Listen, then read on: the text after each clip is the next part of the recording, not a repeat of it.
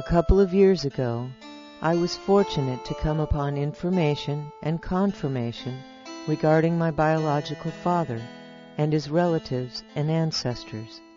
Through lots of research, most of which was done by other family members and ancestors, I've been able to trace my father's genealogy back to the year 1066 to one Ballou, a Norman chieftain who served as field marshal for William the Conqueror at the Battle of Hastings.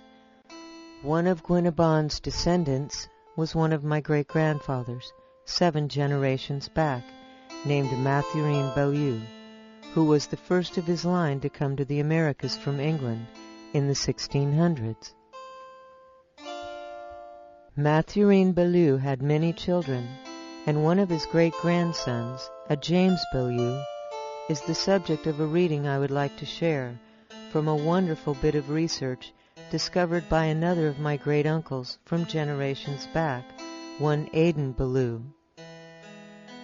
Aidan compiled over 1,400 pages of genealogical information on our family, and thanks to a project by Google Books, this wonderful work of art has been preserved and uploaded to the World Wide Web.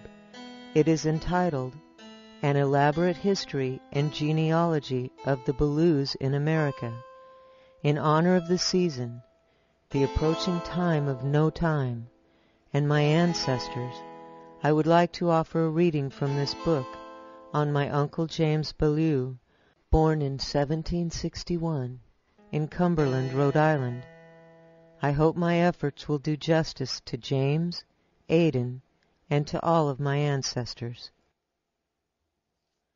James Belaloo was a man of rare and peculiar abilities. He was uncommonly well educated, though chiefly by self-tuition.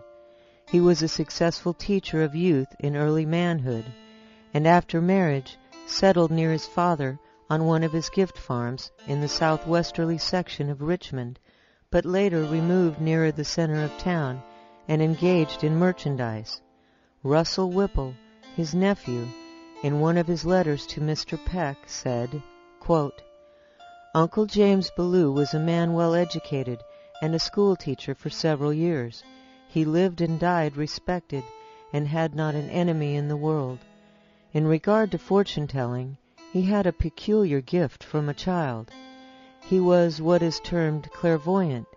In some instances, he astonished learned men by foretelling future events.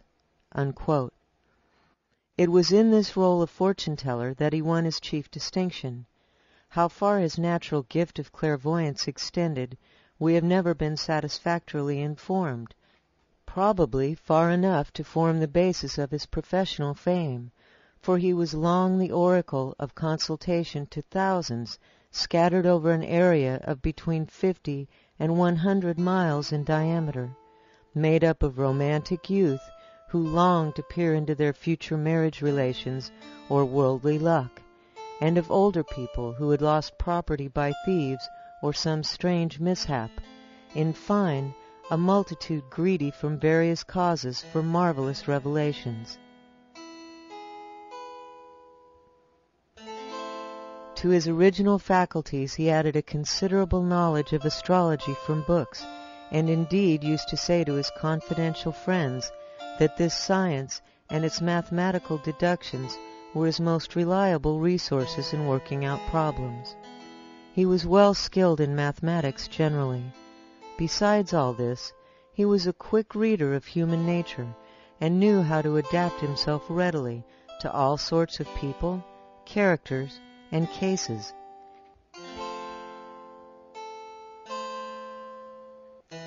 He was at once a shrewd, genial, and amiable man, and did not scruple to put in guesswork, mystification, and cunning devices when he could do so to advantage without harming his customers. Many of them were doubtless ignorant, credulous, and superstitious. With such he played off appearances and some harmless tricks. He had his conjurer's robe, wand, and hieroglyphics, masks, and hocus-pocus, astonishing some, amusing others, and striking the more susceptible with awful emotions. But being really benevolent and kind-hearted, he was careful to wrong no one.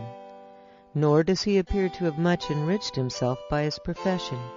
He kept open doors for the entertainment of his clients from abroad, a sort of public house, with a stable for their horses, a bar of choice liquors, a good table for refreshment, and respectable lodgings, but was generally moderate in all his charges.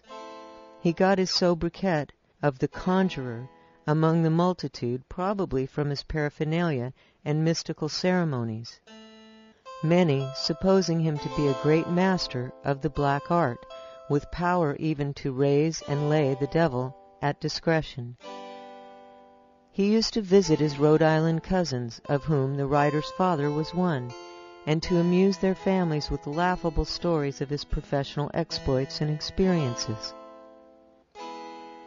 The writer was then too young to have personal remembrance of him or his stories, but has often heard his mother repeat the substance of several. Among them are the following. "One day," said the astrologer, "a queer-looking maiden lady rode into our open-door yard on a little dappled mare.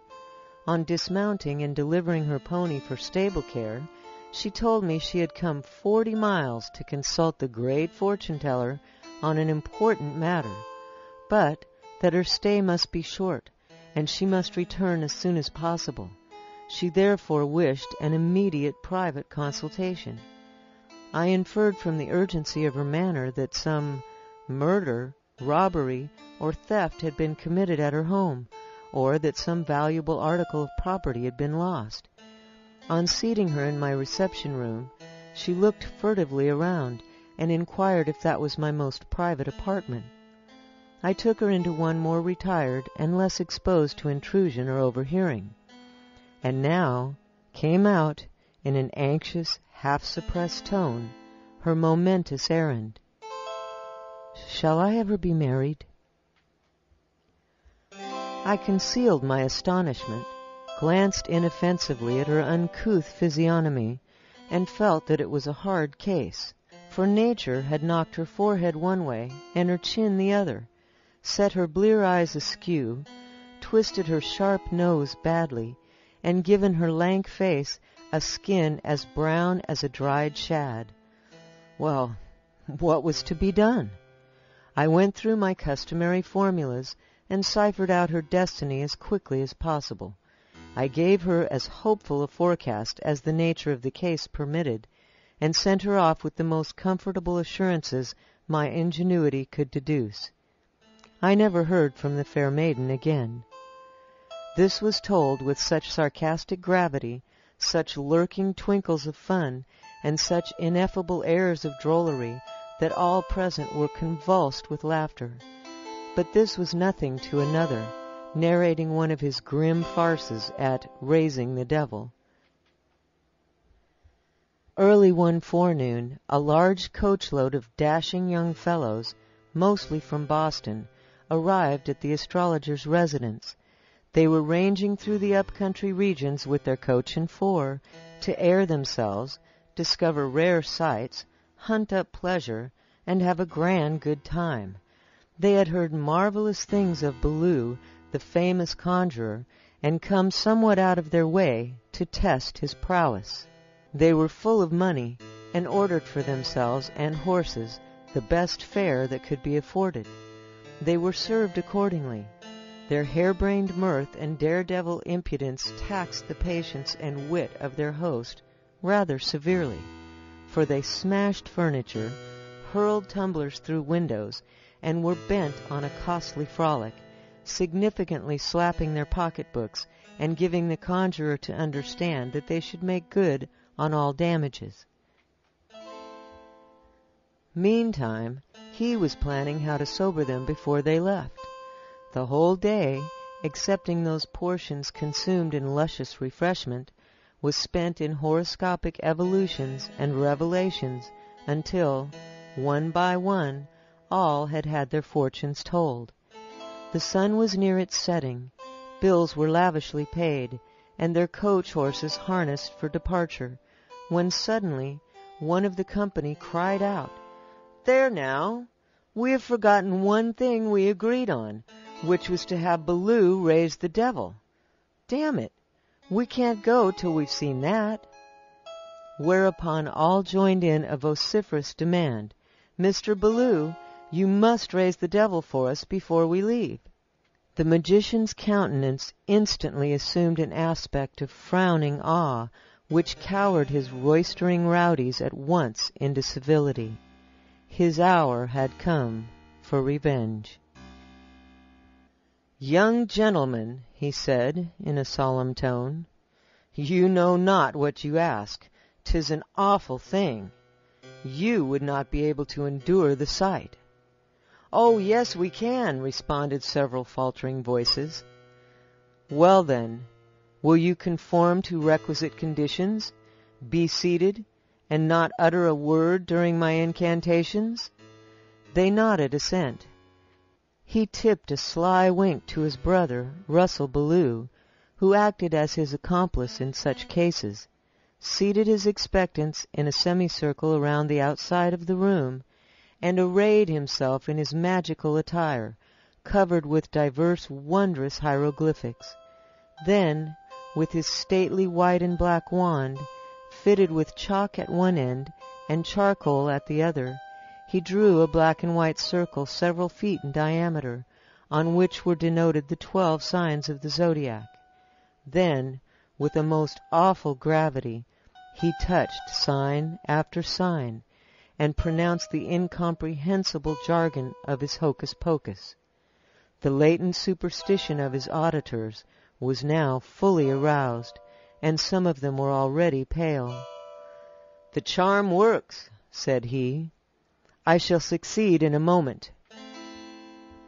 You will presently hear his signal overhead, and note the strange sound of his cloven foot with uneven step descending the stairway. Prepare yourselves, and if his appearance should prove too horrible for endurance, some one of you call out to me, 'Lay him,' and I will do it. I can do it only on your urgent demand." The arch-fiend's signal was immediately heard, and the indescribable thump-a-thump of his cloven hoof soon followed, to the evident terror of the now subdued metropolitans. His satanic majesty was rigged in all the monstrous paraphernalia of a mighty goblin. Such a face, mouth, eyes, and horns might have done honor to the nethermost infernals. He reached with fearful tread the lower entry, and the door creaked on its hinges. Slowly it opened, and Diabolus revealed his horrid form. They all recoiled with a shudder, and before he had fairly entered, they had seen enough. All but one of the party seemed paralyzed, and he cried out aghast, "Lay him! Lay him!" No sooner said than done. The magician waved his potent wand, and the spectre was gone. Mr. Ballou, who had given this story in his own graphic style, closed it thus: "Those saucy fellows were thoroughly sobered. Not another impertinent word came out of their mouths. They begged to be allowed to remain with me and under my protection until morning. Their horses were unharnessed and restabled for the night. They were shown to their lodgings, and a stiller house for one night I never had. They rose with the sun next morning, paid their bills handsomely, and politely left me with all the deference due to one who had at his command the powers of darkness." He had an inexhaustible fund of tales and anecdotes to repeat, was social and humorsome, delighted to amuse his friends with his narrations, and would laugh them off in a certain refined way, without noise, by shaking his partially corpulent sides amid the general mirth of his auditors. The most remarkable of his astrological predictions was that of his own death. We have it, on several concurrent and reliable testimonies, that he actually did this to the very day. On the morning of the predicted day he was in his usual health. His men were preparing the greensward of a certain field for plowing, by digging and dragging off several large stones. He shouldered his plowshare after breakfast and walked to a neighboring blacksmith shop to get it sharpened. The blacksmith was familiar with him, and also with the prediction of his death. He had hardly laid down the plowshare with his request to have it sharpened, when his blacksmith friend said to him, "How is this, Mr. Ballou? I thought this was to be the day of your death." "So my repeated calculations uniformly resulted," answered the astrologer. "They have proved correct in most cases.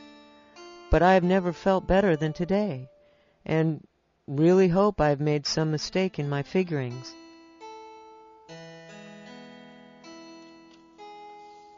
He went home with the sharpened plowshare and out into the field where his diligent employees were hauling off stones.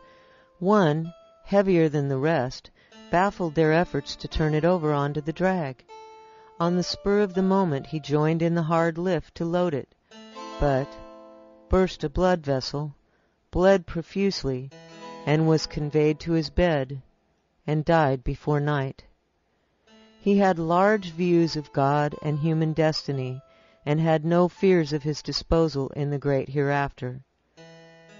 James Belaloo died shortly after his 47th birthday, on April 30th, 1808, leaving his widow, Mehetabel, and his 5 surviving children.